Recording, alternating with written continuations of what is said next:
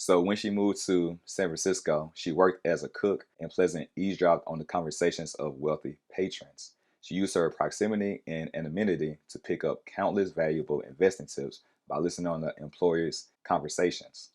In fact, one historian posits that the possibility that Pleasant worked as a domestic servant specifically to pick up investment advice and juicy gossip.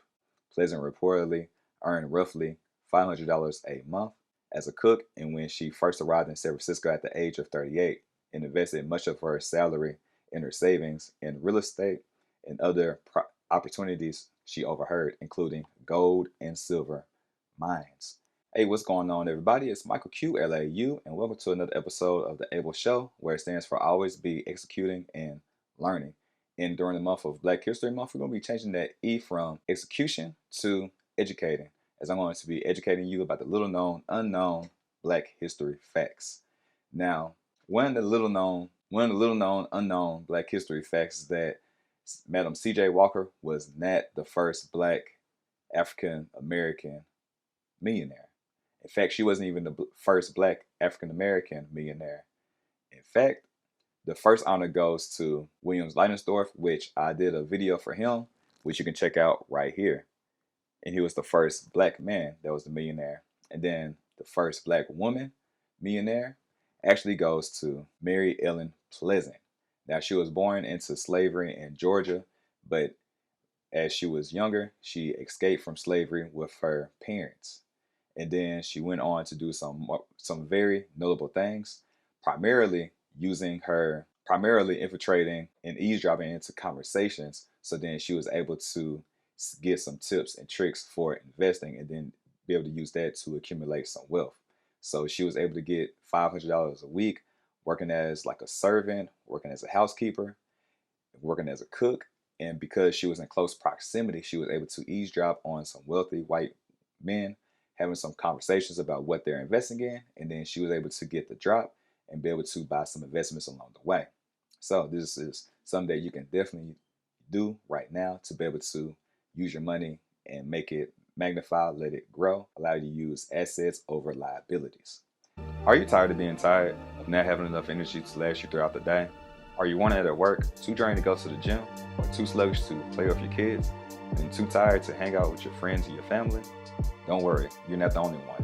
In fact, 1 in 3 Americans struggle with having enough energy to last throughout the day. But there's good news, because you can change all that by focusing on your gut health. Did you know that your gut has good and bad microbiomes that grow inside of it? And the more that you feed the good, the healthier and livelier that you feel.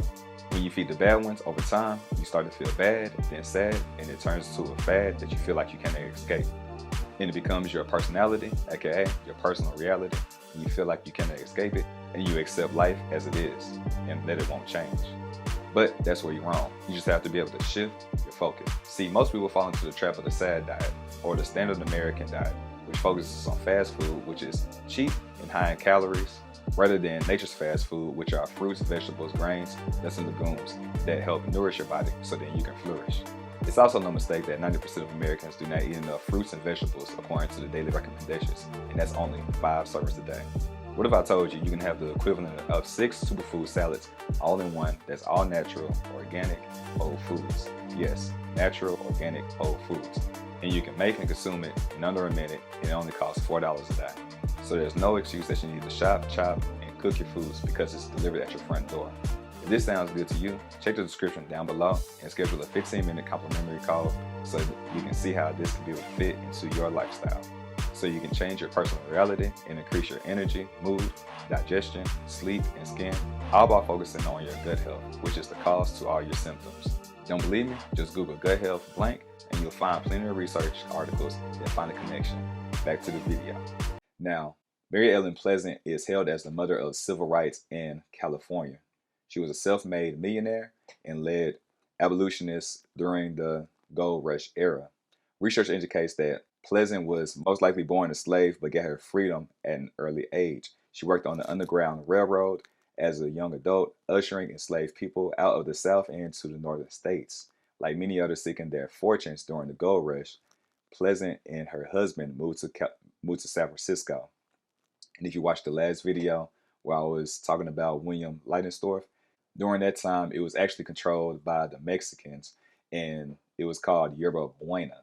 And then when the gold rush came, that's when there was the Mexican American War, and we wanted to be able to take over during the gold rush because we realized there was a lot of things going on over there. And we wanted to take part of that area. So when she moved to San Francisco, she worked as a cook, and Pleasant eavesdropped on the conversations of wealthy patrons. She used her proximity and anonymity to pick up countless valuable investing tips by listening on the employers' conversations. In fact, one historian posits that the possibility that Pleasant worked as a domestic servant specifically to pick up investment advice and juicy gossip.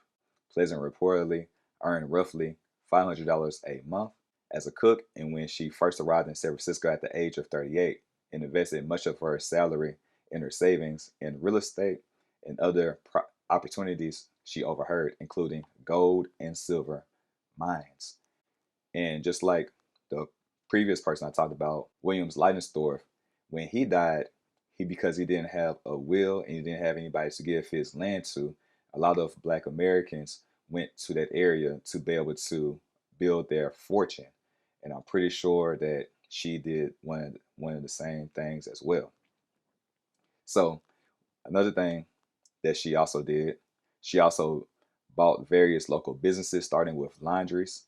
By the 1860s, Pleasant was the owner of a prosperous chain of laundry businesses and a series of boarding houses, where she still often disguised herself as a servant to be more easily overlooked. Again, this is before people were really flaunting their money.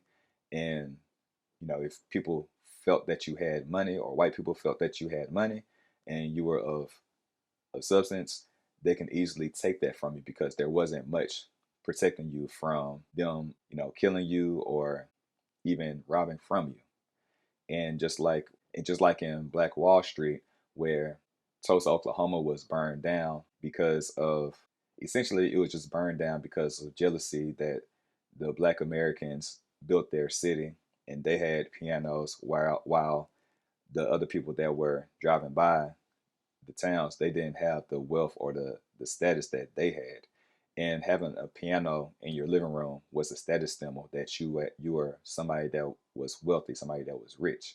And when the white Americans saw that they had and they had not, there was a discrepancy, there was some jealousy, envy, greed, and then they wanted to be able to wipe that out, which they ultimately did. All right, so that's why a lot of times you don't hear about these early Americans that have wealth, because if they saw that you had wealth, it may come to an end due to violence, because there weren't laws, or there wasn't fair treatment amongst the races back, especially back in the day when slavery was still going on.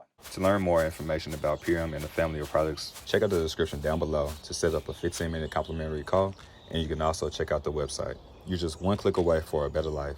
Your health is too important to continue to push it off. Go ahead and check out the website and see if a product fits you. So in order to accumulate her wealth, she created a partnership, and we're in 2020 plus. So this is the year of partnership. So really pay attention to what she did.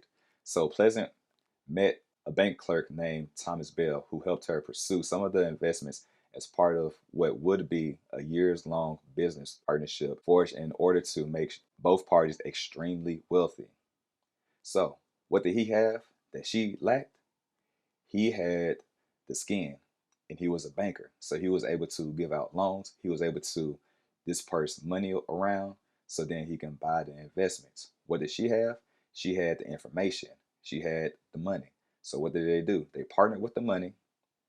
She brought in the information, and then he was able to bring in that information and be able to disperse it so they can increase their situation. Okay, so the information enhances the situation that you're currently in, and then when you work together, you become more fruitful. In order to avoid discrimination or simply questions about how a Black woman could accumulate a substantial fortune, Pleasant reportedly put many of her investments in the name of Bell, who was white, according to the New York Times. Now, keep that in mind. Keep that in mind. Because both of them were married to separate people. So when it comes to the living will, where's the money going to flow at the end of the day? Keep that in mind. Because She actually lost a lot of her wealth after Thomas Bell died. Now, how did she lose that wealth after Thomas Bell died? Because if it's in the paperwork, then everything should just be like 50-50. So you would think. But wait to the end of the video and you'll see where trouble ensues. All right. So they bought shares of laundries, dairies, restaurants, and even the Wells Fargo Bank, which was founded in San Francisco in 1852. Some historians estimate their combined wealth eventually totaled more than $30 million, a sum that would be equal to roughly $864 million today based on inflation. So the sum of their fortune, they were almost billionaires. So they had money, money. All right, so she took what she learned to help her build a substantial fortune and eventually became one of the richest women in the city, and easily one of the first black millionaires. Pleasant is an astute investor whose portfolio included real estate, railroads, restaurants, silver and gold mines, and boarding houses. Pleasant's wealth, however, could not shield her from racism. In 1866, a streetcar conductor in San Francisco refused to let her board because she was black. Outraged, Pleasant sued. The case went all the way to California's Supreme Court. In the historic decision, the court ruled that segregation on the streetcars was illegal in California. However, the Supreme Court reversed the damages Pleasant had been awarded in a lower court ruling. So it went all the way to the Supreme Court and they reversed the decision. So before Rosa Parks, there was a Mary Helen Pleasant who refused to get off the bus. And she sued and she actually won. All right. So there's some history that a lot of us really don't know about. Why would you think that they would want to hide this information from us and make us think that we weren't empowered until the 1960s? And the reason why is because if you don't feel there's good things going on in the 1800s, and we weren't really fighting for our freedoms and we weren't empowered, then it just shows you that there's a decrease in time of us being empowered when there's more of a rich history of us not only escaping slavery, but then going and helping other people escape for their own freedom and helping in the Underground Railroad, and then even going out west and investing in different properties and different things of that nature. So we were financially literate and we were able to use the skills that we have and be able to be a chameleon or be a fly on the wall and be able to get more information and apply that information so then we can increase our situation. So later on, after her investment partner Bell died, Thomas Bell died, he died in 1892. His widow sued Pleasant for control of their shared multi-million-dollar fortune. Now, you have a black woman being sued by a white woman. A black woman isn't supposed to have all of this accumulated wealth. So where do you think the majority of the wealth went?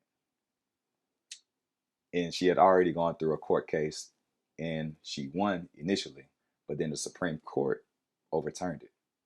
So if all these dominoes stacked in alignment, the only thing that the widow had to do was to put it in the court and let those dominoes fly where they may, and she ultimately won the case. So Pleasant lost the legal battle in large part because her finances were so closely tied to Bell's that it was difficult to prove what was hers alone. It almost didn't help Pleasant's case that her reputation had been tarnished by the accusations repeated in local newspapers and tabloids that she ran brothels and used voodoo to hold sway over the deceased business partner. So as a result, she lost most of her fortune and was evicted from her San Francisco mansion, despite the fact that she showed court evidence proving that she designed the building and paid for its construction. So of all this mounting evidence, because of the skin that she was in, they gave it to Bell's widow, and that's how the transference of wealth moved from one person or two parties to the widow who wasn't necessarily making those proper decisions. All right. So I hope that you enjoyed this video. I hope that you learned a lot. Not only was she the first female black African American female, Jesus. Not only was she the first female black African American millionaire, she was also Rosa Parks before Rosa Parks was Rosa Parks. All right, and she was actually won that case. It was just got overturned by the Supreme Court. So thank you for tapping in and never tapping out. And if you enjoyed this video, definitely go ahead and learn more about William Leinersdorf, as he was the first black African American millionaire. And like, share, and subscribe, and share this video out if you enjoyed this message. And as always, you all stay fearfully fit and fearfully blessed.